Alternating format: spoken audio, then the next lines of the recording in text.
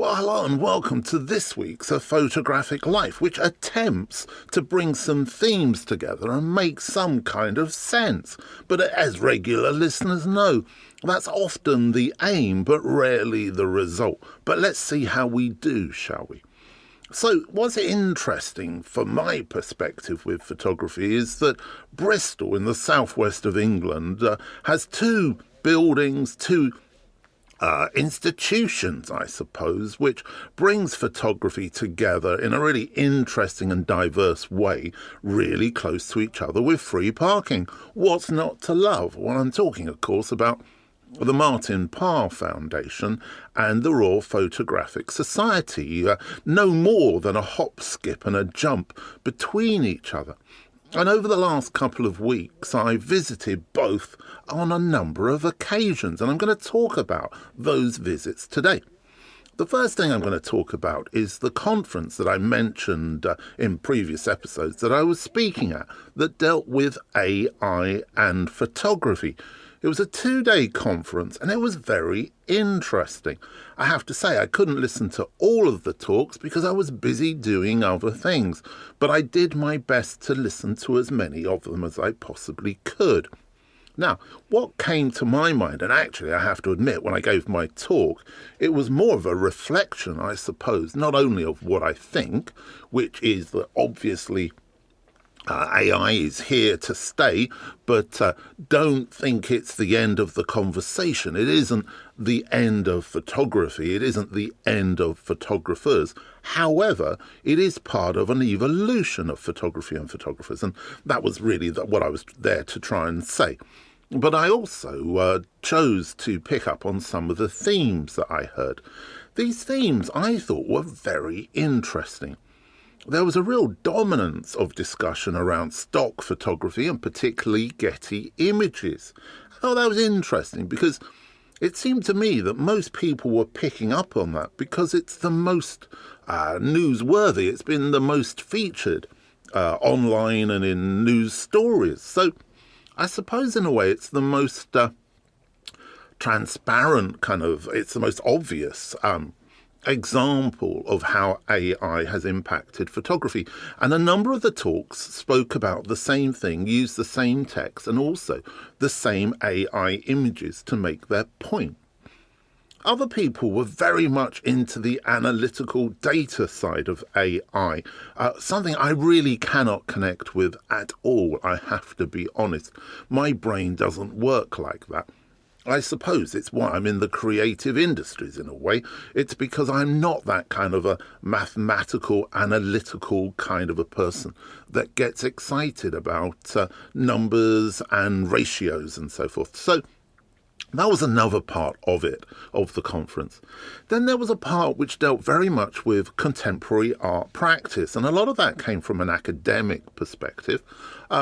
And again, I have absolutely no problem with that, but I did find that it was very obsessed with specific software programs and the use of those software programs. Now, again, I'm not that guy.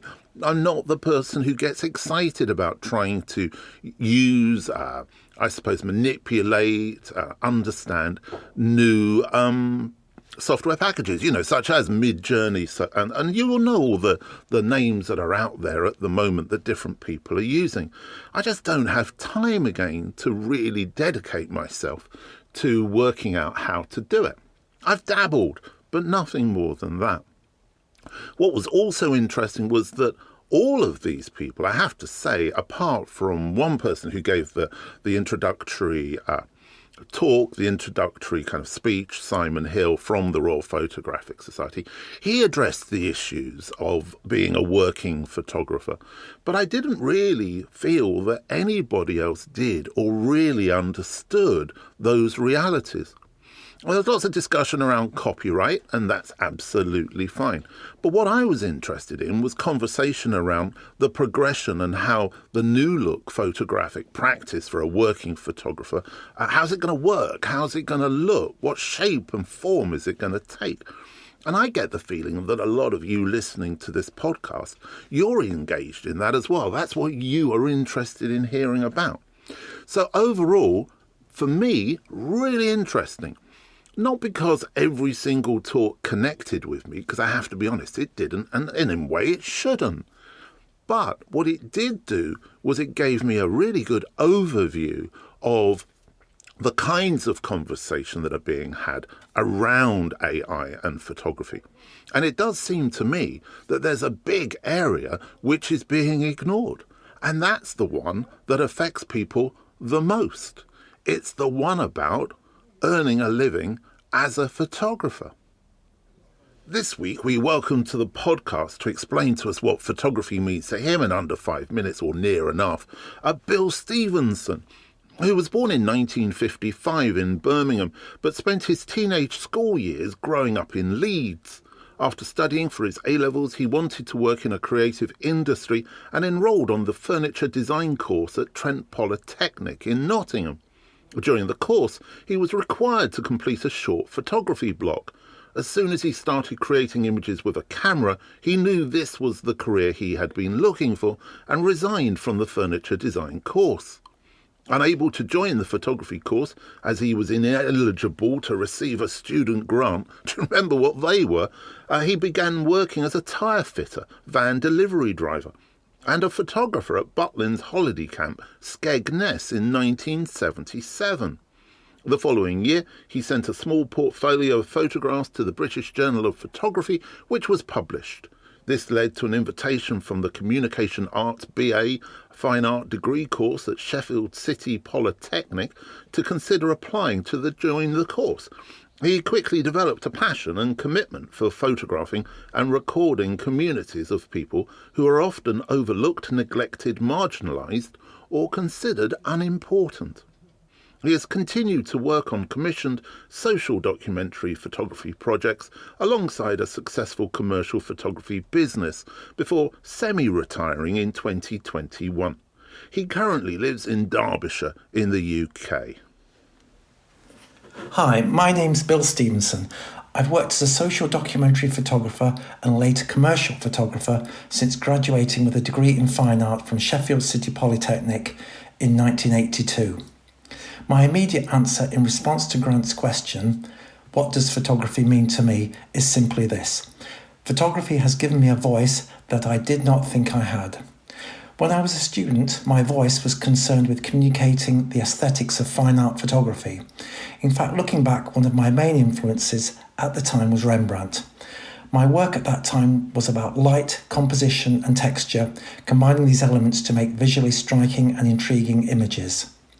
However, I slowly started to reject this type of photography and wanted to produce photographs that reflected my thoughts and opinions, which in turn were responses to living in the real world. This attitude, encouraged from living through a time of high unemployment and the deindustrialisation of the coal and steel industries during the 1980s, which caused immense social and economic change in Sheffield and South Yorkshire, further helped me define my direction as a social documentary photographer. I like to describe my photography projects as visual narratives. The broad aim of each project was always to reflect the society in which we live in.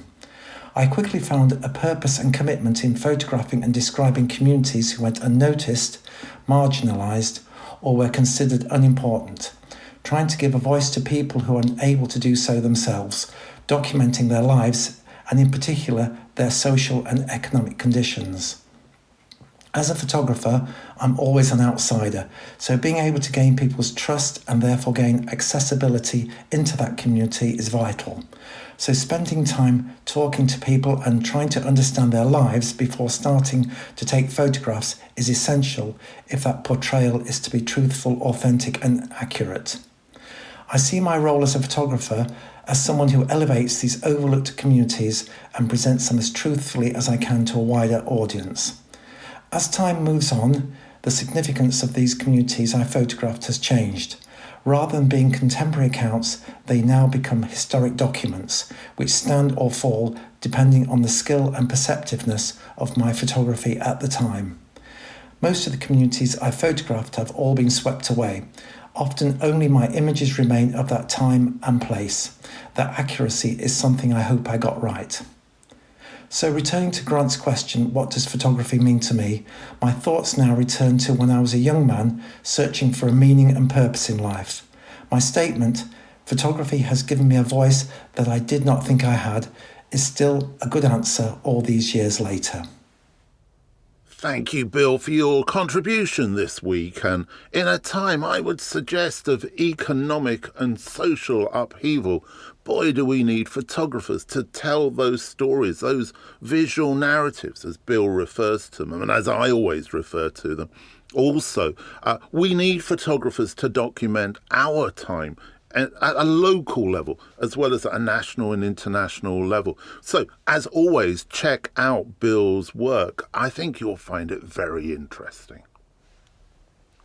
I mentioned at the beginning of this episode my recent trips down to Bristol, the area I was talking about where both Martin Parr's Foundation and the RPS are based is called the Paintworks. It's a short walk from the train station. As I say, it's got free parking, which really is something nowadays. Anyway, the other reason I went down there actually was for BOP, and that's Books on Photography, which has become an annual meeting, coming together of like-minded folk in the photographic community.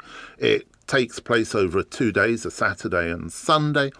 Absolutely free to attend, and there are always a number of talks both days. I think there's a fee attached to attending the talks, but a very small fee, so that's okay. But you do get the chance to talk to photographers as they're walking around, and you get to see some of your heroes as well, I'm sure, which is always good. The problem I have with BOP is something which I suppose I quite often use the metaphor of music when talking about photography.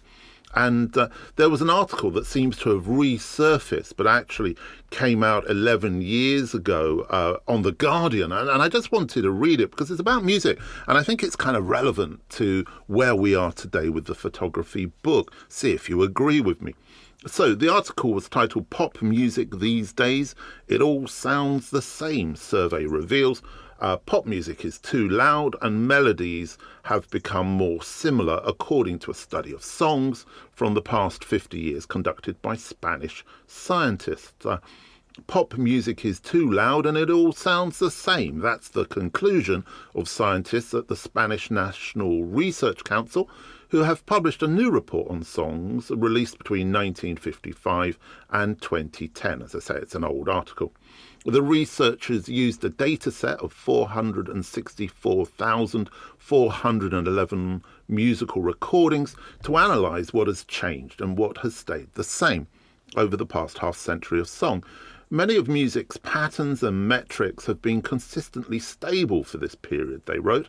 However, we prove important changes or trends related to the restriction of pitch transitions, the homogenisation of the timbral palette, and the growing loudness levels.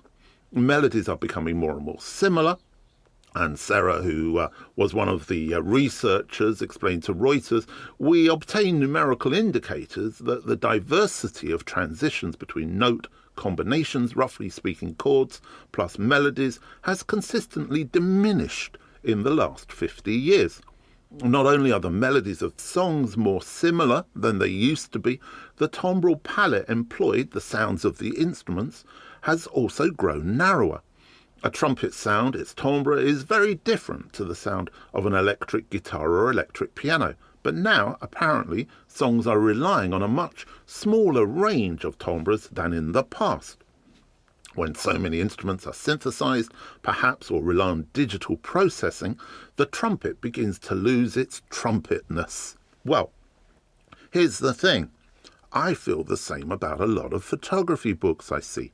And walking around BOP the other week, I had some great conversations and I did see some interesting books. I have to say, one of the best books I've seen recently, apart from the work of Alice Tomlinson and Craig Easton, both of whom I think consistently produce interesting and relevant work, both of whom have appeared on previous episodes of the podcast, and Mark Wilson, who's actually next week's guest. Now, this isn't nepotism. I'm just reflecting on the fact that I like to try and bring onto the podcast people whose work I think has relevance, and his recent book on Ukraine I think is hugely important, as has his recent work on the Holocaust.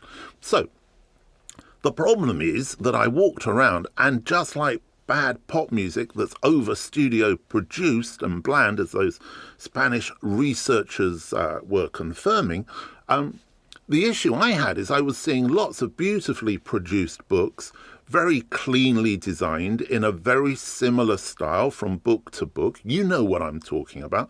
A really nice cloth cover perhaps, or a simple piece of typography in the name, which is usually kind of slightly conceptual. And then a series of images that go through that book, all images on the right-hand page, all with a white border, all with a little caption in the bottom left-hand page, and perhaps with a forward or an afterward or so forth. Now, there are some books that take on that format, and I believe are very, very successful. And in fact, we'll talk about those books.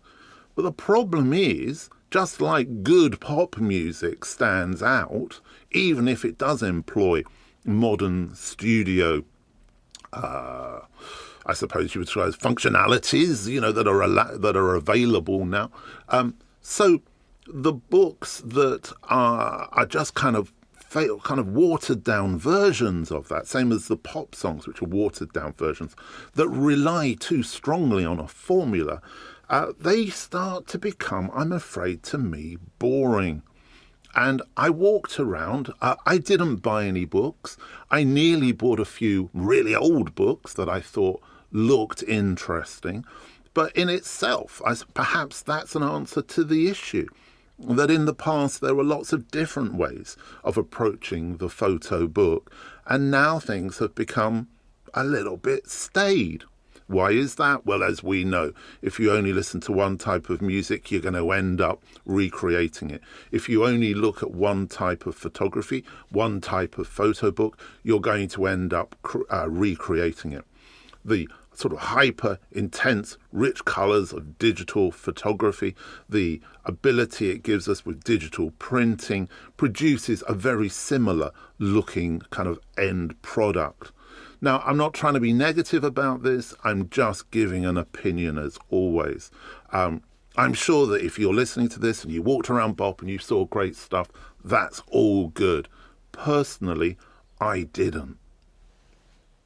As I said, these events are always great places to bump into people and have conversations, and that was certainly the case at Bop, and I really enjoyed that part of the event, that's for sure.